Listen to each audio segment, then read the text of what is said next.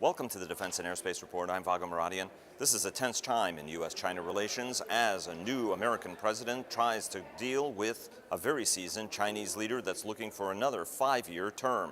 We talked to one of Washington's top China analysts, Dean Cheng of the Heritage Foundation, to discuss what the new administration should do by way of strategy with China. The South China Sea issue has really been rising back to the surface again, especially with reports that the Chinese are looking to start construction of new artificial islands at Scarborough Shoal.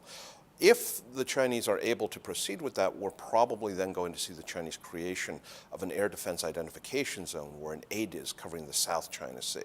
Because at that point, they will have the 3 points of a triangle. The paracels, which they seized from Vietnam back in the 1970s, the Spratlys, which has been really in the news with the 3 major airfields that they've constructed, and then Scarborough Shoal. It's also noteworthy that the Chinese administration for this region is called the Sansao, or 3 sands, and that's not an accident because the paracels in Chinese are the Xisao, or west sands, the Spratlys are the Nansao, or south sands, and Macclesfield Bank and Scarborough Shoal are Zhongsao, or middle sands. One of the things to keep in mind here is that Asia is arguably the central cockpit for global security and also global economic development. When we think about computers, when we think about microchips, when we think about hard drives, where does that come from? It comes from Asia. What is a major source of innovation? It's Asia. Where are the demographics, ironically enough, probably among the best, where the populations are not aging immediately? It's actually more in Asia than it is in Europe. So for the United States, Asia has always been a key center of gravity, a vital strategic interest, and that will continue to be the case.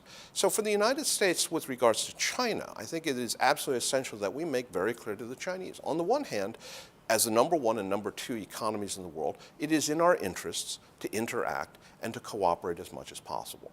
But insofar as China is intent, it seems, upon establishing, frankly, hegemony over the entire region within what's sometimes called the First Island Chain, which stretches from Japan through Taiwan and the Philippines to the Straits of Malacca, the United States cannot and will not and should not accede to that. This region is too important for American security interests. We have major long-standing commitments, whether it is to Japan or South Korea, or the Philippines or Thailand, and we have a special relationship with Taiwan. China needs to understand that under no circumstances is the U.S. going to simply hand over the keys to this kingdom. The United States has an interest in maintaining regional stability. This is a region that is economically vibrant, technologically innovative, and central to the global economy. So for places like North Korea to threaten to destabilize Northeast Asia, what they are really doing is threatening the global economy. At the same time, for piracy and things like that, that is also a source of concern. The South China Sea has $5.3 trillion worth of trade transiting through it. That is trade that affects Africa, that affects South America, that affects Europe. So when we are looking at maintaining regional stability, it's not just a matter of nation states, it's also a matter of preventing groups like pirates or other non-state actors, the rise of ISIS potentially, certainly Islamic fundamentalists, terrorism there. That threatens, again, the global economy. You really don't have too many purely Asian problems anymore. If Asia sneezes, the rest of the world does catch a cold.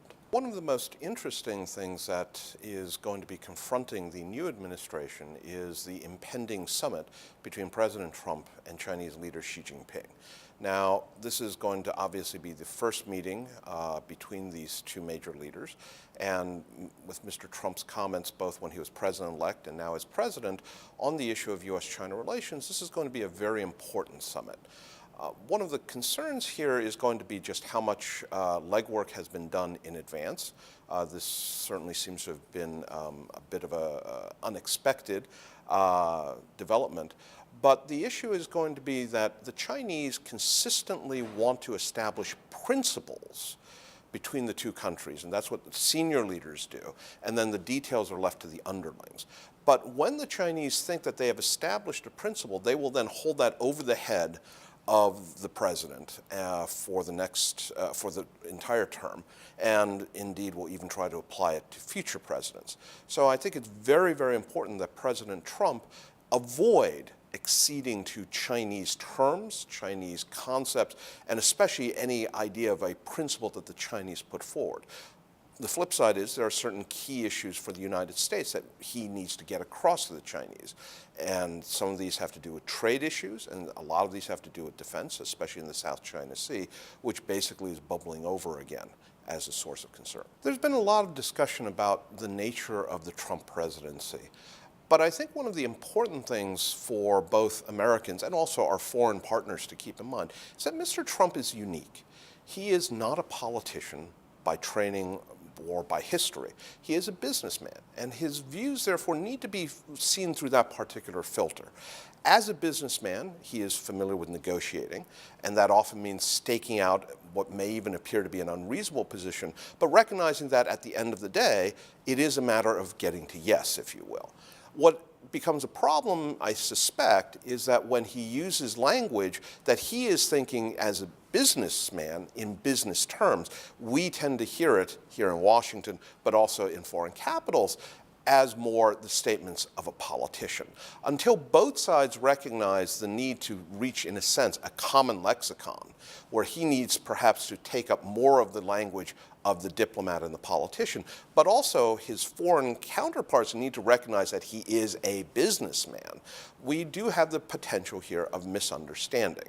Now, the good news is that he does have a team that I think has a lot of confidence of the American people and also is more familiar to a lot of other folks. I mean, think about Rex Tillerson. The man headed a $240 billion corporation with operations in just about every country around the world. I suspect that he has, in some ways, more experience dealing with foreigners than many foreign service officers. The one other thing I want to emphasize here is that both Mr. Trump and Mr. Tillerson have a much more basic understanding of finance and global economics than your average politician does. That is of great strength that I think has been underemphasized.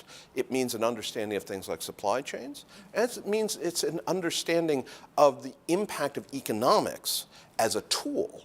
And I don't think it's an accident, for example, that during his visit, Mr. Tillerson talked about all tools were on the table against North Korea just about the same time that the SWIFT banking system announced North Korea was now excluded. It's fascinating to consider that almost 100 years ago, the United Kingdom signed one of its first formal alliances with Japan. And here we are a little bit over 100 years later looking at a US, UK, Japan defense relationship.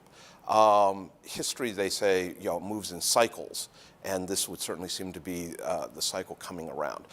These are three major maritime powers. They all share certain basic common understandings, including the absolute essentialness of freedom of navigation and freedom of the seas. I think that what we are looking at here is a very powerful grouping. And I think that one of the other interesting aspects here is that President Trump has talked about the idea of a US-UK free trade agreement once Brexit is completed. But almost in his next breath, he has talked about a US-Japan free trade agreement. So it would be interesting to think about this as the two coming together, that you see a both tripartite military/security/maritime relationship developing at the same time that potentially you may be seeing the bringing together of three of the world's most powerful economies, and particularly financially oriented economies in a massive free trade arrangement. I think one of the most interesting issue areas that is going to be confronting the Trump administration, and frankly future administrations as well, is going to be the growing importance of information. Whether it is information at the strategic level, and some of this is the issues of political warfare, where countries like China and Russia are trying to influence how we frame our problems, or at the more operational and tactical level in terms of information warfare, in terms of cyber, in terms of space capabilities. These are areas that, particularly in the Pacific, are important because you also combine this with the tyranny of distance. The United States is accustomed to fighting away games. And when you are fighting away games, space becomes essential because that is how you're going to get information, how you're going to do reconnaissance, how you're going to keep in touch with your forces and coordinate.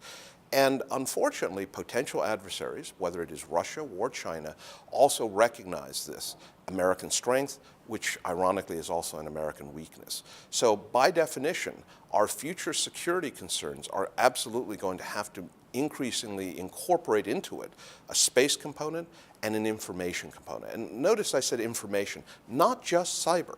Information networks, information infrastructure, the physical hardware, including undersea cables and things that information passes over, as well as the bits and bytes that comprise modern data flows.